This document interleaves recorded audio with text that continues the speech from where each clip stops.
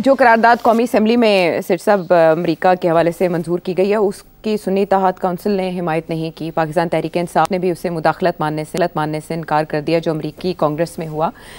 लेकिन दूसरी तरफ जो पाकिस्तान तहरीक इंसाफ है उसको लेकर चहमगोइयाँ इसलिए शुरू हो गई हैं कि उमर अयूब साहब का इस्तीफ़ा आ गया और ज़राया ये बता रहे हैं कि उमर अयूब साहब को इस इस्तीफ़े के लिए सेक्रेटरी जनरल के ओहदे से उन्होंने इस्तीफ़ा दिया। उन्होंने कहा मेरी मजबूरी है, एक सियासी ओहदा एक पार्लिमानी, दोनों तरफ जिम्मेदारियाँ निभाई नहीं जा सकती। लेकिन खबरें ज़राए से ये आ रही हैं। नकवी साहब सुन रहे थे ये बात?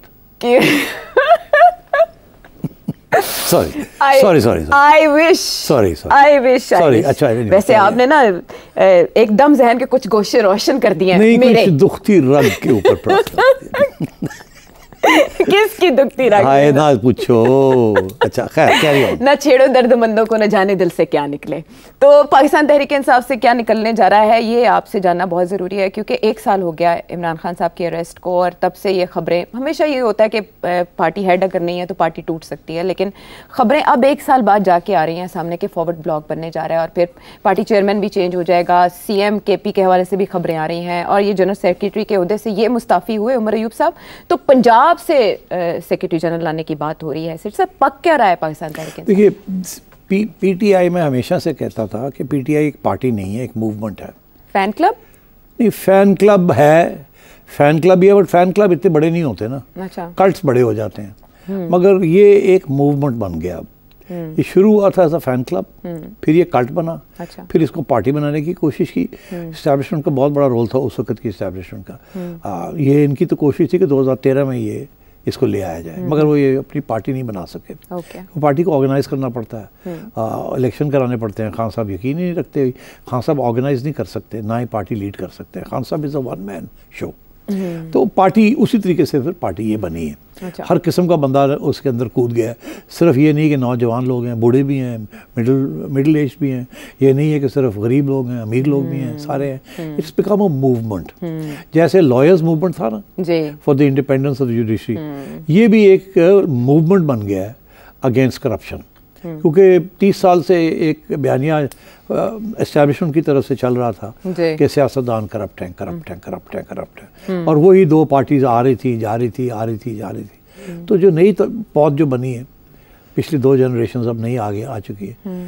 ये तो 30 साल से चल रहा है, 40 साल से corrupt, non corrupt, corrupt, corrupt, corrupt. बिल्कुल। 2 दफ़ा एक गवर्नमेंट को निकाला गया करप्शन के ऊपर, 2 दफ़ा दूसरी गवर्नमेंट को निकाला गया करप्शन के ऊपर। हम लोग भूल जाते हैं, तारीख का नहीं पता। 1990 के अंदर मोहतरमा की गवर्नमेंट को करप्शन चार्जेस के ऊपर प्रेसिडेंट इसाक ने डिसमिस किया और सुप्रीम कोर्ट ने कहा था सही चार्ज लगाया है, अप्रूव कर दिया था। उसके बाद नवाज शरीफ साहब को निकाला, उनके ऊपर भी करप्शन के चार्जेस, उनके ऊपर उनका ये हुआ कि सुप्रीम कोर्ट ने उनको वापस रिस्टोर कर दिया। उसके बाद फिर फौज ने कहा जी खुदा हाफिज, चलो लड़ाई झगड़े बंद करो। तो दोनों चले गए। फिर मोहतरमा आई और मोहतरमा को फिर दूसरी दफा सुप्रीम कोर्ट ने फारग कर दिया, प्रेसिडेंट साहब ने निकाल दिया और करप्शन के चार्जेस लगाए। तो मैं ये समझता हूँ कि ये चीज़ें चलती रही हैं और ये एक बयानिया बन चुका था against peoples party and against Noon league.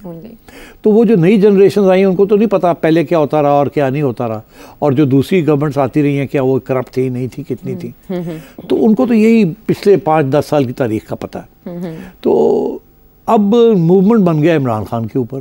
देखिए इमरान खान 92 में वर्ल्ड कप जीते थे, ठीक। जो लोग बहुत से सपोर्ट कर रहे हैं वो तो पैदा भी नहीं हुए थे उस वक्त जी, ठीक है। तो अब खान साहब ने उस वक्त उनको पूछा गया कि तुम सियासत, और 4 इलेक्शन में अवाम ने उनको सपोर्ट नहीं दिया। तो फिर जब इस्टेब्लिशमेंट ने ये फैसला किया कि अब इनको उठाना है जी, तो फिर उठा लिया उनको, और फिर 2018 में उनको बिठा भी दिया इकट्ठा करके। हालांकि उसके ऊपर भी बड़े इश्यूज थे, selected prime minister and so on and so fourth. Bilawal Bhutto साहब। तो मैं ये समझता हूँ कि ये पार्टी नहीं है, ये मूवमेंट था। अब इसको पार्टी बनाने की कोशिश की जा रही है। अच्छा, ठीक। अब उसमें प्रॉब्लम्स आ रहे हैं क्योंकि जो लोग पार्टी बनाना चाहते हैं इसको, वो ऑर्गेनाइजेशन भी होती है पार्टी के अंदर। खान साहब is a one man show. अब वो जेल में बैठे हुए हैं, वहाँ कुछ मुलाकात भी बड़ी लिमिटेड है, रिस्ट्रिक्टेड है। उनको क्या खबर मिलती है क्या नहीं मिलती, कौन देता है कौन नहीं देता, कौन कान में बात करता है, कौन आखिरी बंदा है जिसने बात की है।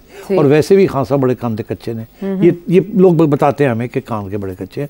मैं भी जानता हूँ थोड़ा बहुत उनको, तो वो बहुत जल्दी इंप्रेस हो जाते हैं, या नफरत करना शुरू कर देते हैं या तारीफ़ें करनी शुरू कर देते हैं। तो मैं समझता हूँ कि खान साहब को खुद नहीं पता कि मैंने पार्टी कैसे बनानी है। इसीलिए ये हाल है पार्टी का कि कुछ लोगों को उनकी ज़रूरत है, खान साहब को ज़रूरत है लॉयर्स की, अच्छा, ठीक। लॉयर्स को उन्होंने अब ओहदे भी दे दिए। हाँ, ऐसे ही है ना जी। तो उधर से जो जज्बाती लोग हैं, जो कि खान साहब को आइडियोलॉजिकल रीजंस के लिए, मिडिल क्लास के लोग हैं या और लोग हैं जो इन्होंने ज्वाइन किए, उनकी अहमियत उनको नहीं मिल रही। पुराने लोग हैं वो, पुराने लोग पुराने स्टाइल से काम करते हैं। अच्छा। वो इस्टेब्लिशमेंट से लड़ाई झगड़ा नहीं लेना चाहते। ये वही लोग हैं जो खान साहब को उस वक्त भी कहते थे कि आप लड़ाई इस्टेब्लिशमेंट से लड़ाई झगड़ा ना लें, अपना काम करें लेकिन ना झगड़ा करें। तो वही अभी भी कश्मकश उसी किस्म की चल रही है पार्टी के अंदर। अच्छा। जो पुराना गार्ड है वो कहता है कि लड़ाई झगड़े की जरूरत नहीं है, जैसे ऑपोजिशन ने किया है हमें भी वही करना चाहिए। क्यों? हमने ऐसे ही किया था ना 2018 में, 2013 से 2000 यही कर रहे थे ना हम। धरने कर रहे थे, ये कर रहे थे, इशारे होते थे तो करते थे। तो हमें वही रास्ता इख्तियार करना चाहिए। तो वो भी ये नवाज शरीफ कितनी दफ़ा निकला फिर वापस आ जाता है। हाँ। ये करके पीपल्स पार्टी कितनी दफ़ा निकली है फिर ये करके आ जाता। तो यार सानू भी उन्होंने करना चाहिए था, because there is no other way. और जो नई जनरेशन है वो अब आइडियोलॉजिकल हो चुके हैं, वो उनको पता ही नहीं तारीख इस मुल्क की क्या है क्या नहीं है। और तो इसलिए आयशा इस सिचुएशन ये बनी हुई है कि रिफ्ट्स हैं। और जो नई जनरेशन है या जो आइडियोलॉजिकल लोग हैं ज़्यादा, वो ये कहते हैं कि लड़ाई झगड़े करें और धरने करें और निकले बाहर और कर दें, वो कर दें, एक दफ़ा में नौ नहीं दूसरी दफ़ा भी करें। और जो पुराने वाले लोग हैं वो कहते हैं कि बातचीत करो। और उधर बात होती है किससे बात करें, वो कहते हैं जो रियल पावर है उससे करें। एक दिन खान साहब कहते हैं मैं तो रियल पावर से बात कर लूँगा, फिर दूसरे दिन कहते हैं कि नहीं उनसे तो बात ही नहीं हो सकती, वो होते कौन है। तो ये चीज़ें चल रही हैं। मैं समझता हूँ ये ऐसे ही चलेगा। Now here's my prediction. Okay. कोई इस्तीफे नहीं होंगे, इस्तीफे नहीं आएंगे, नहीं आएंगे। फॉरवर्ड ब्लॉक बन रहा है, कोई नहीं इस्तीफे आएंगे। अच्छा, ये ऐसे ही चलेगा। मरवत साहब को 3/4 ऑफ PTI कहती है ये ISI के एजेंट है।